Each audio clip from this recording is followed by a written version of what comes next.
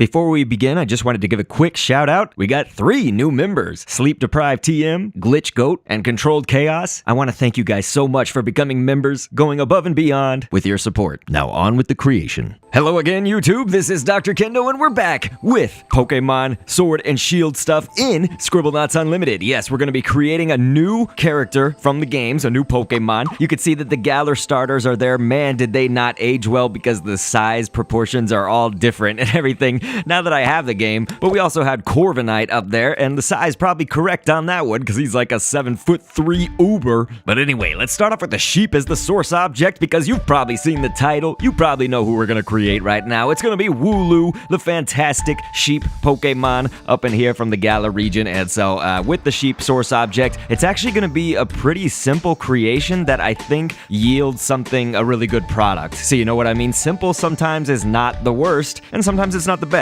You know, it just all depends on what you're trying to design, I guess. Cotton candy, interestingly enough. You know, the thing about this is that we wanted that fluff ball shape, but I think this, using a cotton candy, can be a little bit better than just typing in cotton. For example, we would probably have to use several pieces of cotton in Scribblenauts Unlimited for that. And so a mola, the fish, if you take a body of that, it's going to have that shape of Wooloo's head a little bit. Mola is a stamp that can be used for a lot of things. The one, I guess, drawback with it right here in Scribblenauts for creating Wooloo specifically is that it is going to have that different colored of shading and lighting on it. So that's going to, I guess, make a little bit of a difference there with the head, but hopefully we have kind of colored it dark enough to where maybe it's going to be less noticeable. And after we add all these other things to it, so like the dot, you know, for the nose, manticore, we took the 3 parts of the tail. It has those 3 sections or whatever. So it's kind of like that middle tail piece, not the very end, not the very closest part to the body. Eyebrow painted all the way black, you can use for the mouth right there. And so we're going to go with amber for the start of the eyes. So Wooloo has like yellow eyes, and then there's the black kind of just dot, you know, for like the pupil in there, and then there's going to be white. So it's going to be several layers, but first I did want to get the tooth fairy, go to the female tooth fairy and take the back arm right there, and so this can start out the ears. And so again,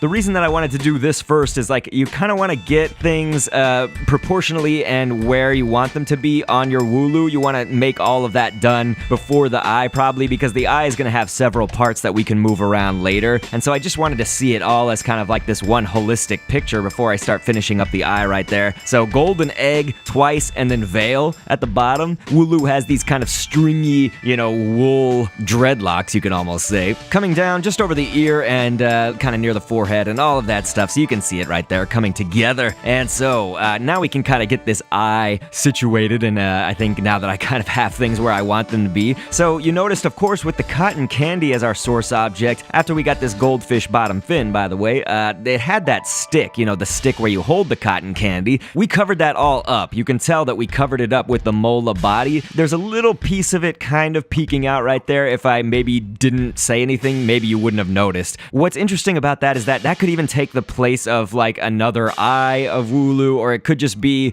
something you don't even notice. You know, it could just be thick Scribblenauts outlines. You know, you have to sort of think of it in design purposes. If we would have rotated the cotton candy a little bit more, it might work, but also it's sort of, I like the shape exactly where the cotton candy is right now for Wooloo's fluff. So we had a shrimp, the back tail part, and then taking a lion, if you take the male lion, of course, and take the, it's like the front legs, but the one that's behind, you know, so in the behind back or whatever, but it's its front legs. Does that make sense? And so the legs, you don't really need them to be showing all that much. You know, Wooloo's legs or hooves kind of are masked underneath there, all that fluff, but showing a little bit. Okay, so anyway, we're in the properties editor, and this is where you can edit health and other things about your character, what sorts of scripting they do, but I like to read background information and fun facts whenever we get to this part of the videos for this series. So here we go. Wooloo was one of the first new Pokemon revealed during the early days of teasers for Pokemon Sword and Shield, which, by the way, I have been playing here on live streams and on twitch.tv/drkendo, and I have absolutely loved the game, or the games. I have no idea why so much hatred had to come before they were even out, but seriously, I have just been having a great time, and that's really what Pokemon is all about, you know? The scenery is amazing, the characters are great, the Pokemon are wonderful. It's just a good new addition to the franchise for sure. Please, please, please check them out if you have not. I actually have videos up on this channel about them. Anyway, it's interesting because most outlets would describe Wooloo as having white fleece, and that's kind of how I created it here in Scribblenauts, although in certain lighting and certain images online, it kind of looks like an extremely light pink sometimes, you know, so you can do that with your creation, either in the shading and coloring. But Wooloo is an awesome Pokemon to look at in the Galar region. It's in many towns. Notice that, of course, on screen, you're going to see a shiny Wooloo. We're going to have the shiny variation.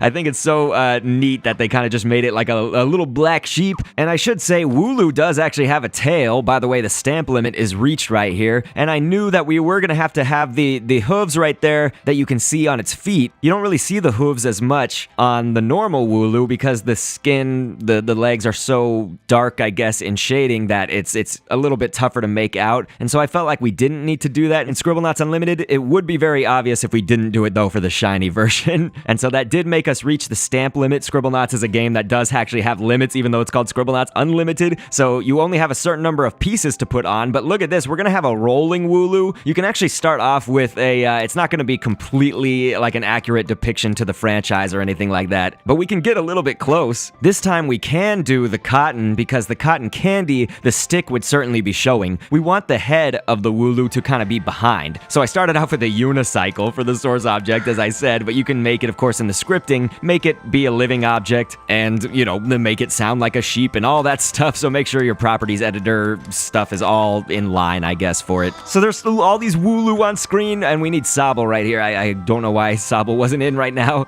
but there we go. We got shiny Wooloo, we got Wooloo, we got the starters a little bit bigger than they should be, but they were made at vastly different times. Corviknight right there, towering over everybody, and Wooloo is fantastic. Fun fact, of course, their wool never stops growing in their lifetime, and even when they get sheared, they grow the wool back in 3 months' time. Isn't that crazy? I'm really trying to get this one to roll around for us to see. You can obviously see the head kind of like is not going to follow. So again, as I said, you know, here, let's put it on a ramp, except for it's trying to, now I put the ramp down and it's trying to go up the ramp. I just wanted you to go down the ramp. So anyway, we'll put that up. But I was trying to say, you know, the rolling Wooloo, it's not going to look like the exact depiction of what happens in Pokemon Sword and Shield. This is Scribblenauts Unlimited, so we're working within the confines of the game. Here, you can even ride the Wooloo like this. We actually did that for our starters as well, and Corviknight, obviously. So here, there, we'll ride the shiny one. Have you guys been playing this? Do you have shinies in the game yet? You gotta let me know. You gotta tell me in the comments. And speaking of, we'll kind of use this last time as Corviknight just makes a terrible, no, it's so savage. I made Corviknight become hostile, but this is becoming violent very quickly. Oh god, Sobble, you're the only starter left. Now Wooloo is all left rolling Wooloo. Gosh, it's horrible. Okay. Anyway, what is also horrible potentially is starting in January, you know, YouTube is going to be enforcing the COPPA laws. It's COPPA, COPPA. And so essentially this is just child protections acts that, you know, they're trying not to collect data on children, you know, for ads. So YouTube up until this point had been doing so, you know, they'd been running ads and it was kind of giving you personalized ads based on the data that you've been watching and all that, blah, blah, blah, blah. So this is supposedly, you know, a lot of creators are saying that it's going to significantly impact them, and even YouTube themselves, which is kind of rare, was like, you know, yeah, this could affect your revenue, it could affect some things. And so I'm pretty sure that my channel with Scribblenauts, you know, I've been saying that this series, it's been going on for a long time and we need a change, but this might really be like the nail in the Scribblenauts coffin, because Scribblenauts, like, they're gonna look at this, just the graphics of it even, and be like, yep, it's for kids. I don't necessarily think that it's like directly only for kids. I just think it's for kids and adults. It's for everybody. It's for everybody who likes the topics that we create in the game, and everybody who likes to be creative, flex their creativity and all of that, customize whatever they want in games. I don't know, just that sort of thing. And so again, it certainly could impact me, and we'll have to see in January. So definitely kind of be keeping your eye and your mind on that, I guess. But, you know, I'm gonna bring in the Pokemon Sword and Shield rap musical. So if you have not heard Ode to Galar, we actually teased that. That's gonna be the first song, and I'll put an end screen and I guess a link in the top pinned comment and in the description. So follow those there. Right here, right now. I will catch you on the next vid, and thanks for viewing. How many people know the way? In the rich homeland, I'm never alone. I'll be going back one day. Oh, Galar, won't you take me home? How many people know the way? In the rich homeland, I'm never alone. I'll be going back one day. Oh, Galar, won't you take me home?